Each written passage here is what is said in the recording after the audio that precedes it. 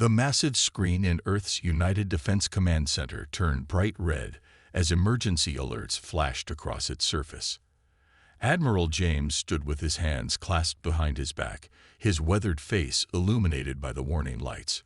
Around him, dozens of military officers and civilian leaders watched in growing horror as an enormous energy barrier materialized at the edges of the solar system. Status report. Admiral James commanded, his voice steady despite the chaos unfolding around him. Sir, the barrier extends in a perfect sphere around our entire solar system, reported Lieutenant Smith from her monitoring station. Her fingers flew across the holographic controls as she analyzed the readings. It's unlike anything we've ever seen. Energy readings are off the charts. The room fell silent as a transmission cut through their communications. The smug face of the Galactic Council president appeared on the main screen, his gray skin and multiple eyes reflecting his sense of superiority. People of Earth, the alien leader began. The Galactic Council has voted. Your species has been deemed too violent and unpredictable to join galactic society. This quarantine barrier will remain in place until we determine you have evolved beyond your primitive aggressive tendencies. Admiral James stepped forward. Council President, we demand an explanation. Earth has followed every protocol since first contact. We've established peaceful colonies engaged in fair trade. That is precisely the problem. The Council President interrupted. Your rapid expansion and technological advancement frighten many Council members. You're simply too unpredictable. The quarantine stays in place. The transmission cut off abruptly, leaving the command center in stunned silence. Sir, Captain Miller called out from the communication station. We're getting distress calls from all our deep space colonies and ships. They're cut off from Earth. The barrier is blocking all conventional travel and communication methods. Admiral James walked slowly to the central tactical display, studying the glowing representation of the barrier. Get me General Thompson at Lunar Base and Dr. Emma at the Science Division. And someone find Ambassador Robert. We need to know who voted for this and why.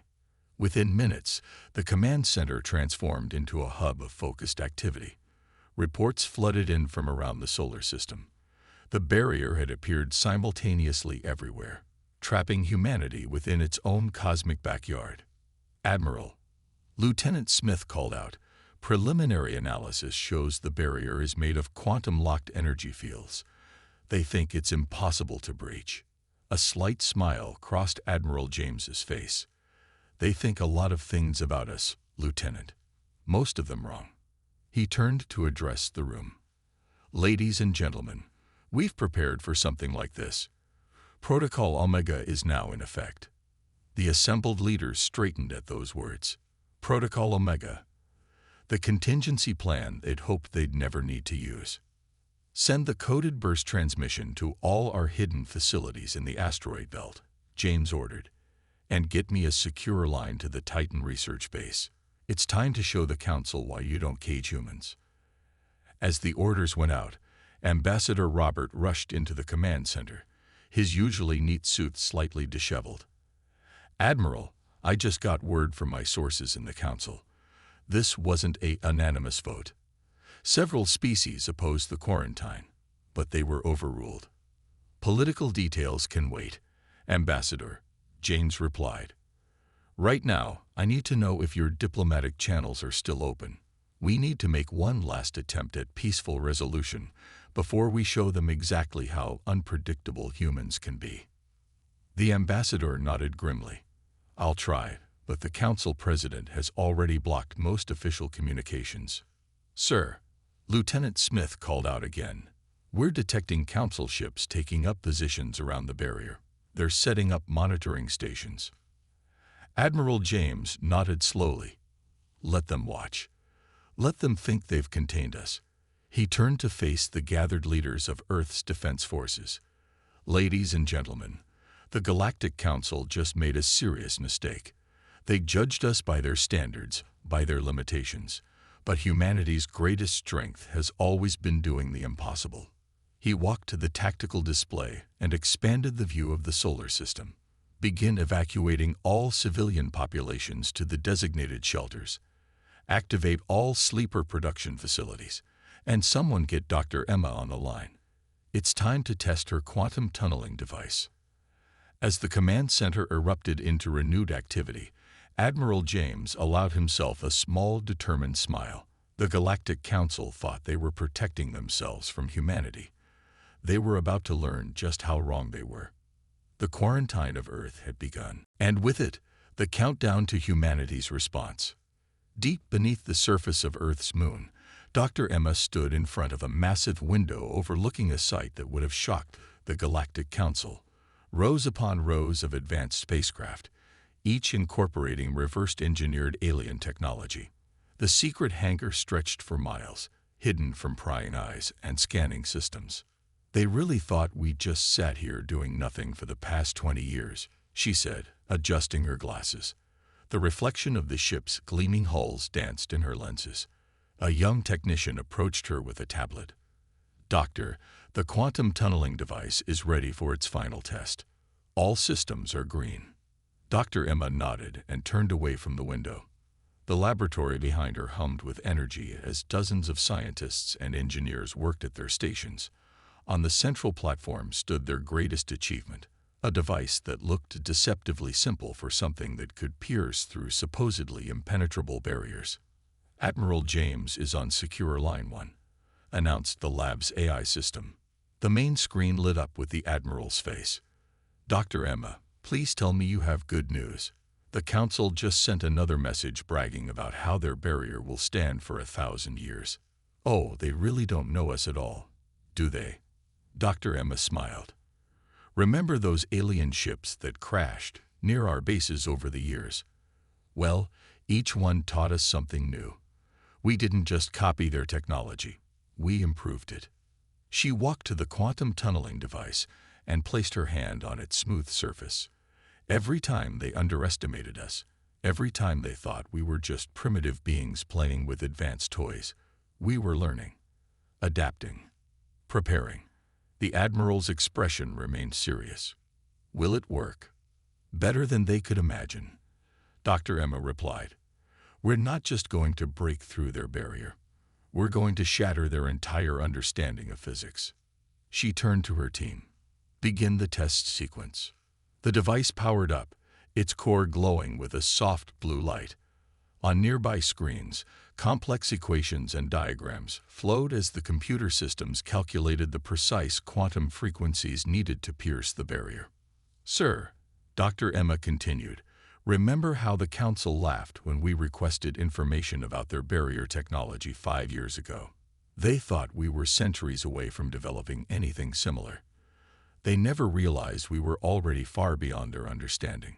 The quantum tunneling device pulsed, and a small sphere of energy appeared in the test chamber. It grew steadily, its surface rippling like water. What they don't understand about humans, Dr. Emmett explained, watching the readings, is that we don't accept limitations. Their barrier is based on the assumption that certain laws of physics can't be broken. We didn't try to break them. We found a way around them. The sphere stabilized, and through it, they could see the stars beyond the barrier. The lab erupted in cheers. Test successful, Dr. Emma announced proudly. We can replicate this on a larger scale within 48 hours. Their perfect cage has a fatal flaw. They built it assuming everyone thinks like they do. Admiral James allowed himself a small smile. How many ships can we send through at once? With the power systems we've built, as many as we need. Dr. Emma's eyes sparkled with determination. We've got similar devices ready to deploy from every major base in the solar system. While they were watching our official research stations, our hidden facilities were building an entire fleet. Excellent. The Admiral's image was replaced by a tactical display of the solar system. The Council's monitoring ships are concentrated here, here, and here. Red dots appeared on the map. They're watching for conventional attempts to breach the barrier. They expect us to react with brute force. Dr. Emma laughed softly. That's the problem with thinking you're superior to everyone else. You stop looking for clever solutions. She turned to her team. Begin full-scale production. I want quantum tunneling devices ready for every ship in the Ghost Fleet. As her team rushed to comply, Dr. Emma sent one final message to Admiral James. Sir, perhaps we should thank the Council. They just gave us the perfect reason to reveal everything we've been working on. And the best part, they'll never see it coming. In orbit around Earth, the Council's monitoring ships continued their patrol, their crews confident in their superior technology. They had no idea that beneath the surface of humanity's worlds and moons, an army of scientists and engineers was preparing to prove just how dangerous it was to underestimate human ingenuity. The countdown to Operation Shatterpoint had begun. The moment of truth arrived at exactly 600 Earth Standard Time. Admiral James stood on the bridge of his flagship, the EDF Defiance, watching the countdown timer on the main screen. Around him, crew members worked at their stations with focused determination. All ships report ready, sir, Captain Miller announced from his tactical station. Ghost Fleet squadrons are in position near every tunneling point. Admiral James nodded. Send the signal. Operation Shatterpoint begins now. Across the solar system, hidden quantum tunneling devices activated simultaneously. The barrier that the Galactic Council had proudly declared unbreakable began to ripple like water disturbed by rain. Dozens of holes appeared in their perfect cage, each large enough for Earth's warships to pass through. Council ships are reacting, reported Lieutenant Smith. They're broadcasting warnings and calling for reinforcements. She paused, listening to her headset. Sir, they're demanding we stop what they're calling this futile attempt at escape. Send them our response, Admiral James ordered, just as we planned. The message was simple.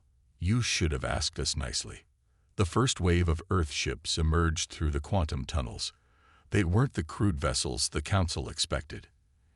Instead, sleek warships with advanced stealth systems and weapons the aliens had never seen before appeared all around their monitoring stations. On the Council's nearest observation post, alarms blared as their sensors detected the impossible. The alien commander stared in disbelief at the readings. How? He demanded. Their technology was decades behind ours. They couldn't possibly. His words cut off as the first Earth ship to cloak directly in front of his station. It was massive, beautiful, and terrifying, a perfect blend of human innovation and reversed-engineered alien technology. Back on the Defiance, Admiral James watched as reports flooded in from all sectors. Status update. All tunneling points are stable, Captain Miller reported. First wave is through. Ghost Fleet squadrons report no resistance. Council ships are. They appear to be backing away, sir. Of course they are, James replied. They expected to find cavemen with spears. Instead, they found an army ready for war. He turned to his communications officer. Send the second phase signal. Throughout the solar system, more ships emerged from hidden bases in asteroids and beneath the surfaces of moons. The Council's observers watched in growing panic as humanity's true military power revealed itself. On the Defiance's main screen, the Council President's face appeared, his multiple eyes wide with shock. This is impossible. Your species couldn't have developed this technology. You made 3 mistakes, Admiral James replied calmly. First, you assumed we would play by your rules. Second, you thought those ships that crashed near our bases over the years were accidents. And third, he smiled slightly, you believed we would just accept being caged. Those were test ships. The Council President's gray skin paled further. You planned this. We planned for everything, James confirmed. Humanity has learned through hard experience to always be ready. Your barrier wasn't a prison. It was an opportunity to show everyone exactly what happens when you try to contain us. The quantum tunnels pulsed with energy as the second wave of Earth ships emerged. These weren't warships. They were massive cargo vessels and colony ships, each one packed with the resources humanity would need. Sir, Lieutenant Smith called out, Council military vessels are jumping in. They're charging weapons. Admiral James remained calm. Activate defense systems. Show them what else we've been working on. As the Council ships opened fire, their energy weapons splashed harmlessly against previously unseen shield technology. The Earth ships didn't immediately return fire. They didn't need to. The message was clear. Humanity could not be contained, could not be destroyed, and most importantly, could not be underestimated. Send the final message to the Council, James ordered. The words appeared on every Council screen in their own language. The quarantine is over. Now let's discuss the future, as equals. In the space around Earth's solar system, humanity's fleet hung in perfect formation, their quantum tunneling drives ready to take them anywhere in the galaxy. The Council's barrier, their ultimate symbol of power, had been transformed into a demonstration of their own limitations. Operation Shatterpoint was complete, but humanity's show of force was just beginning. The Council's main chamber fell into chaos as emergency alerts flashed across every screen. Reports poured in from dozens of Council worlds, all saying the same thing. Earth ships had appeared out of nowhere, surrounding every major military installation in Council space. Impossible, shouted one Council member, their tentacles waving in distress. They only broke through the barrier an hour ago. They couldn't have reached our world so quickly. The Council president stared at the tactical display in horror as more and more human vessels appeared. How many ships do they have? On board the EDF Defiance, Admiral James watched the Council's confusion with grim satisfaction. Begin Phase 4, he ordered. Show them what the Ghost Fleet can really do. Across Council space, thousands of automated combat drones emerged from stealth mode. They had been hiding there for years, secretly placed by Earth's quantum tunneling technology long before the quarantine began. Each drone was a masterpiece of human engineering, smaller than traditional warships, but far more advanced. Sir, Captain Miller reported, all Ghost Fleet units report ready. Council defense systems still haven't detected their true capabilities. Admiral James nodded. Launch the demonstration. In orbit around the Council's capital world, a massive Council battleship suddenly found itself surrounded by 20 Earth drones. Before they could raise shields, the drones emitted a special energy pulse. The battleship's systems went dark, its crew helpless as emergency lights flickered on. What just happened? Demanded the Council's military chief. Our most advanced warship, disabled by toys. The answer came in the form of a transmission from Earth. Dr. Emma's face appeared on the Council's main screen, a slight smile on her face. Those toys, as you call them, she explained, are the result of studying your technology and improving it. While you were busy looking down on us, we were learning from every piece of alien tech we could find. The Ghost Fleet isn't just a military force. It's proof that humanity has surpassed you. To demonstrate her point, more drones decloaked near other Council ships. Some disabled weapon systems, others disrupted communications. Not a single shot was fired. There was no need. But our sensors, one Council member began, were designed to detect what you thought was possible. Dr. Emma finished. Humans have a saying, think outside the box. While you were building better boxes, we were finding ways to avoid them completely. In the vast shipyards hidden in Earth's asteroid belt, another wave of vessels emerged. These weren't warships or drones. They were massive factory ships, mobile construction yards that could build more vessels anywhere in space. Council members, Admiral James's voice rang through the chamber. Look at your tactical displays. Every red dot you see is an Earth vessel or drone. Every blue dot is one of your military installations. Notice anything interesting? The Council members stared in silence. Their most important defenses, their most secret bases, all of them were surrounded. This is what happens, James continued, when you try to cage a species that has spent its entire history preparing for the worst. We didn't just build ships. We built an entire industrial network right under your noses.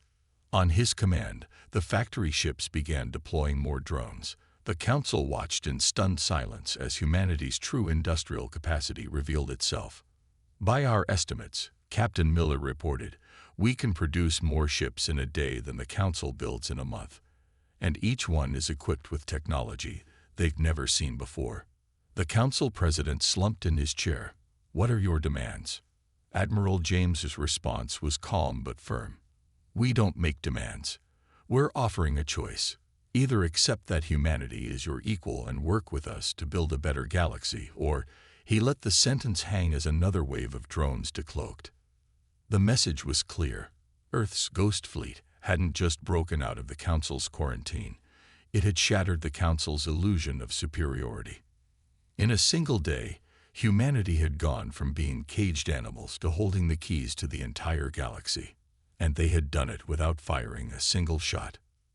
"Now then," Admiral James said, his voice carrying the weight of humanity's achievement, "shall we discuss the future of galactic civilization? As equals this time." The Ghost Fleet hung silently in space, a testament to human ingenuity and a reminder that underestimating humanity was the last mistake anyone should make. The Grand Council Chamber, once a symbol of galactic unity, had descended into complete chaos. Council members shouted accusations at each other, while Ambassador Robert of Earth stood calmly at the speaker's podium, watching the scene unfold. "You assured us humans were primitive," shouted the delegate from the Rigel system, pointing at the Council President. "You said the quarantine was necessary for our protection." The Council President's multiple eyes darted nervously between the angry faces surrounding him. I only acted on the information we had." "Lies." Another council member slammed their appendage on the table. "Our intelligence services reported Earth's advanced technology months ago. You dismissed those reports." Ambassador Robert cleared his throat, and the chamber fell silent. Despite having no special powers or enhanced biology, the human's presence now commanded attention in a way it never had before. "Perhaps," he said quietly, "this would be a good time to reveal what we discovered in the Council's sealed records." The main screen lit up with classified documents. Files that the Council thought were secure began playing one after another. Secret meetings, hidden agreements, and private communications scrolled past. "As you can see," Robert continued, "certain Council members weren't afraid of humanity's violence. They were afraid of our potential. Our rapid advancement threatened their economic control of the galaxy." The trade minister from one of the older council races stood up. "We had no choice. Do you know how many trade agreements would have been disrupted if humans were allowed to freely trade their innovations?" "So you voted for the quarantine to protect your profits," Robert stated. "How interesting." More council members began speaking up. But now they were defending Earth. "My people voted against the quarantine," announced the delegate from the Centauri worlds. "We saw humans as valuable allies. Now we request Earth's protection against those who would abuse council power." The chamber erupted again as more species began pledging allegiance to Earth. The political landscape of the galaxy was shifting by the minute. On board the EDF Defiance, Admiral James watched the proceedings with Captain Miller. "It's amazing," Miller said, "how quickly they turn when they realize they backed the wrong side." James nodded. Fear and greed motivated the quarantine. Now fear and greed are tearing the Council apart. The main screen showed more Council species requesting Earth's protection. Each one had suffered under the corrupt leadership of the Council President and his allies. Ambassador Robert raised his hand, and once again the chamber fell silent. "Earth has prepared a list of demands." "No, let me rephrase that. We have prepared a list of necessary changes for the future of galactic civilization." He activated a holographic display showing a new organizational structure for the Council. "First, all species will have equal representation. No more tiered voting rights based on how long you've been spacefaring." The Council President tried to object, but Robert continued speaking. "Second, all technology sharing will be equal and open. No more hiding innovations to maintain economic control." More points appeared on the screen, each one dismantling the corrupt system that had allowed the quarantine to happen. And finally, Robert's voice grew stern. Any attempt to isolate or restrict a species' development will be considered an act of war, with all of humanity as the defending force. The chamber was completely silent now. The council members who had opposed Earth looked defeated, while those who had supported humanity nodded in approval. "You would enforce these rules?" asked one delegate. "Become the galaxy's peacekeepers." Robert smiled. "We already are. The Ghost Fleet doesn't just protect Earth anymore. It protects everyone who stands for progress and cooperation." As if to emphasize his point, tactical displays showed Earth ships taking positions near Allied Council worlds. Not as conquerors, but as guardians. The Council President slumped in his chair as his allies abandoned him one by one. The political power structure he had maintained for decades crumbled in a matter of hours. "We will have a new vote," Robert announced. "Not on Earth's membership in the Council, but on the Council's new charter, written with human values of freedom, innovation, and cooperation at its core." The galaxy's political landscape had been transformed. Earth hadn't just broken free from its cage.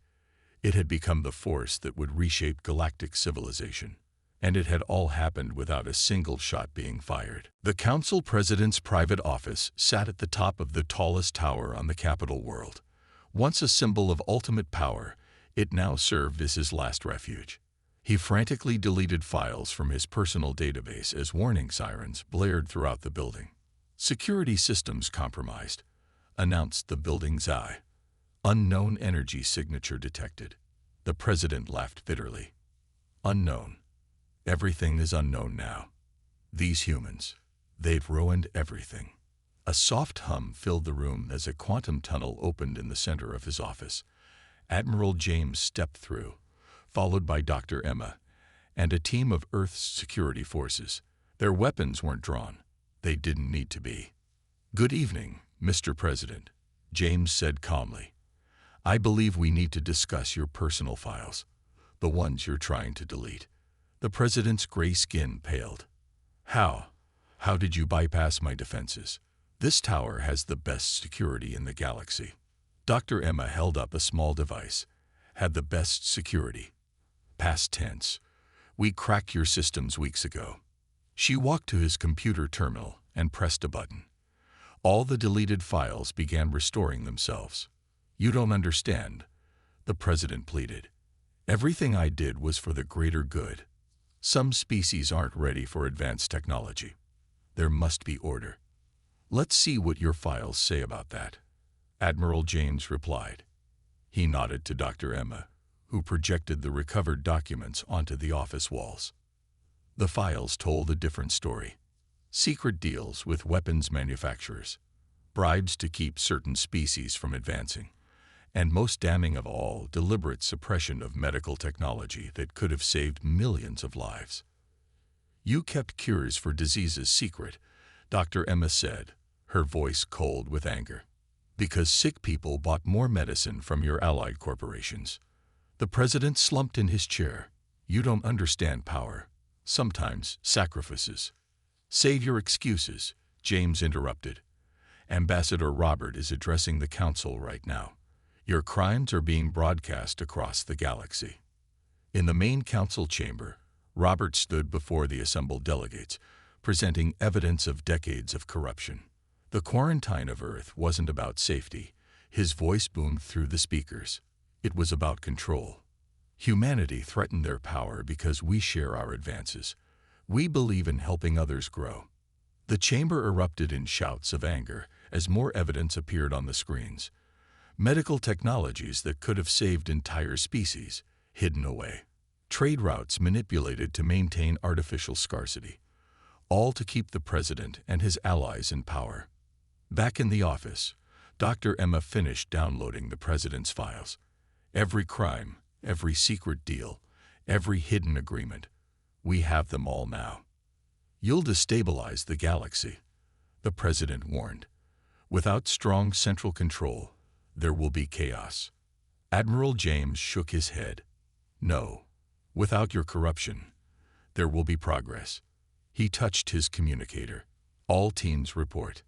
Throughout the council tower, more quantum tunnels opened.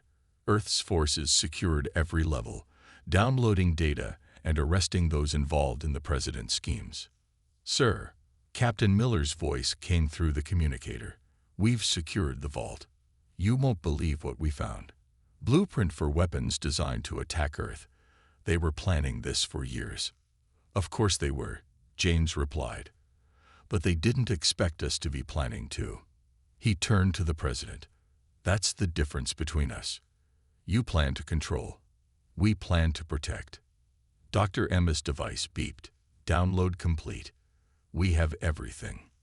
The president looked broken, his multiple eyes staring at the floor. "What happens now?" "Now," James gestured to the quantum tunnel. "Now you face justice. Not Earth's justice, galactic justice. Every species you've wronged will see these files. Every life you've ruined will be accounted for." As Earth's security forces led the president away, Admiral James looked out over the capital city. The sun was rising, casting long shadows across the landscape. "Poetic, isn't it?" Dr. Emma said, joining him at the window. "A new day for the galaxy. And it started because they tried to cage humanity." James nodded. "Send the signal. Tell Robert to begin the final phase." The rebuilding of galactic civilization was about to begin. And this time, it would be built on humanity's terms: freedom, progress, and justice for all. 1 month after the fall of the corrupt council leadership, the Great Chamber looked very different. The old hierarchical seating that had placed powerful species above others was gone. Now all representatives sat in a perfect circle, symbolizing their equal status in the new galactic order. Ambassador Robert stood at the center of the chamber, surrounded by holographic displays showing the changes already taking place across the galaxy. In just 30 days, he announced, "We've accomplished what the old council claimed was impossible. Medical technology has reached 40 previously restricted worlds. Food production has doubled in the outer systems. And for the first time, all species have access to quantum tunneling technology." The chamber erupted in applause. Where there had once been fear and mistrust of humanity, there was now respect and gratitude. On the main screen, Admiral James appeared from the bridge of the EDF Defiance. "The Ghost Fleet has completed its first patrol of the new trade routes. All shipping lanes are secure. Any pirates or raiders thinking about taking advantage of the changes have found themselves facing Earth's automated defense drones instead." Dr. Emma stepped forward next to Robert, activating another display. "The technology sharing program is proceeding ahead of schedule. We've established learning centers on 300 worlds. Everyone will have the chance to advance, to grow, to reach their full potential." The delegate from one of the formerly oppressed outer worlds stood up. "My people were told we were too primitive to handle advanced technology. Now our children are learning quantum physics in schools built with Earth's help. This is what the galaxy should have been all along." Robert nodded. "That's the difference between the old way and the human way. We don't believe in holding others back to maintain power. True strength comes from helping everyone rise together." The displays shifted to show the former council president and his conspirators facing trial. The proceedings were being broadcast across the galaxy, ensuring complete transparency.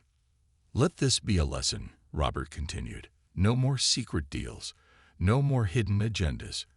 Every species, no matter how young or old, has a voice in our new coalition." Admiral James's image nodded in agreement. "The Ghost Fleet doesn't serve Earth alone anymore. It serves all peaceful species.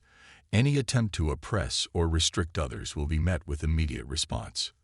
Dr. Emma activated a final display, showing the construction of new research centers throughout the galaxy. "We're establishing joint scientific projects on every major world. Humans working alongside other species, sharing knowledge, solving problems together." "And what of Earth?" asked one of the delegates. "You could rule the galaxy with your technology. Why choose equality instead?" Robert smiled. "Because that's not who we are. Yes, humanity could have taken control. We could have become the very thing we fought against. Instead, we choose to be guardians, teachers, allies. The images on the displays shifted again, showing Earth ships helping to rebuild worlds that had suffered under the old regime. Humanitarian aid flowing to formerly restricted planets, children of different species learning together in new schools. This is humanity's true revenge against those who tried to cage us, Robert declared. Not destruction, not dominance, but transformation. We've turned their prison into a gateway for universal progress. Admiral James's voice carried across the chamber. The old council feared our potential for violence. They never understood that humanity's greatest strength is our potential for positive change. Dr. Emma added, they thought they were protecting the galaxy from us. Instead, they were holding the galaxy back from becoming something greater. The chamber filled with cheers as Robert activated one final hologram. The new Charter of Galactic Cooperation, written in the languages of all member species. Let history remember this moment, he said, not as the day humanity took revenge, but as the day the galaxy finally became what it always should have been, a place where every species can reach for the stars without fear of being held back. As the delegates signed the new charter one by one, Earth ships across the galaxy maintained their vigilant watch. The humans had not forgotten the lessons of the quarantine. They would remain strong, ready to defend this new age of cooperation and progress. The galaxy had tried to cage humanity. Instead, humanity had set the galaxy free. And that was the greatest victory of all.